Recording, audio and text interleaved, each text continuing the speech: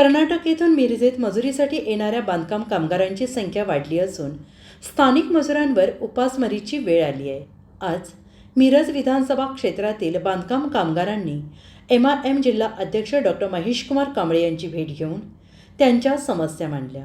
राज्याचे कामगार मंत्री तथा पालकमंत्री सुरेशभाऊ खाडे यांनी स्थानिक मजुरांवर होणारा अन्याय रोखण्यासाठी तात्काळ कायदा अंमलात आणावा अशी मागणी डॉक्टर महेशकुमार कांबळे यांनी केली आहे। कर्नाटक राज्यातील बांधकाम कामगार कमी मोबदला घेत असल्याने स्थानिक बांधकाम कामगारांना रोजगार उपलब्ध होत नाही।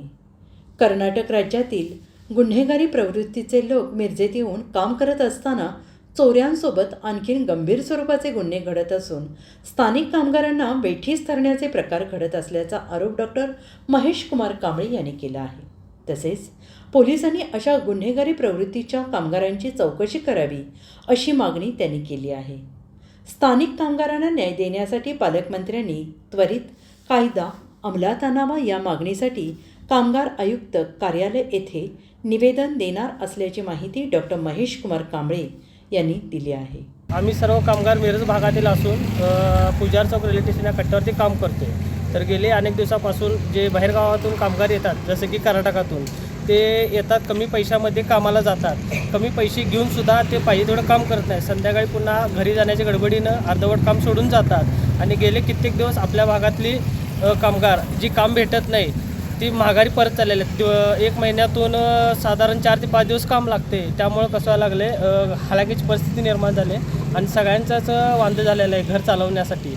त्यात घर भाडं, परत बचत गटाचे हप्ते याकरता भरपूर म्हणजे त्रास व्हायला लागलेला आहे। तर जी लोक येतात बाहेर गावातून त्यांना कुठंतरी थांबवलं पाहिजे, यासाठी आम्ही सर्वजण मिळून साहेबांपाशी आलेलो आहोत। त्यांच्यामुळं आमच्यावरती उपासमारीची वेळ यायला लागलेली आहे। आता परिस्थिती अशी झाली आहे की बाहेरून येऊन चोऱ्यामाऱ्या करतात कामावरती, ते निघून जातात आणि तिकडची लोक येऊन आम्हाला विचारतात की कामावर कोण आलतं, कुठून आलता, काय होता, त्यांचं काहीसुद्धा समजत नाही। कारण ते इतर रहिवासी नाहीच आहेत मुळामध्ये, तर ते बाहेरचे आहेत, तर त्यांना थांबवलं पाहिजे कुठेतरी। या सांगली जिल्ह्याचे पालकमंत्री आणि कामगार मंत्री सुरेश खाडेंना एक आव्हान आहे।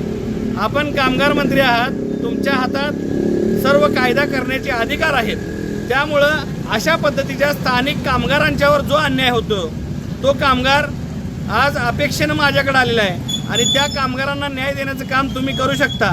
राजकारण हा विषय बाजूला राहू दे, पण ह्या मिरजेतल्या मिरज विधानसभा क्षेत्रातल्या स्थानिक मजुरांना कामगारांना न्याय देणं हे आपलं काम आहे।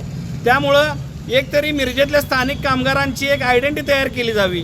ती मग कामगार विभागामार्फत असेल किंवा तुमच्या कुठल्या कल्याण मंडळाच्या मार्फत असेल, त्यांची नोंदणी करून मिरजेमध्ये एक त्यांचा किमान समान वेतन कायद्याखालचा पगार निश्चित केला पाहिजे।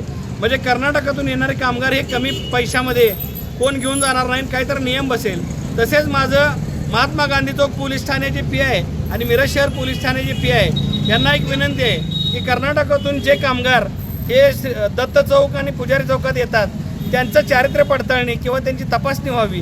हे कामगार गुन्हेगारी पार्श्वभूमी जे आहेत का, यांच्याकडे हत्यार असतात का, हे महिलांची वरचीवर छेडछाड करतात का, अशा पद्धतीची पडताळणी करून त्या कामगारांना तुम्ही वेळ आळा घालणं गरजेचं आहे। अन्यथा मला मग इथल्या पुढच्या काळामध्ये पालकमंत्र्याच्या कार्यालयावरच आंदोलनाचा बडगा उभारावा लागेल।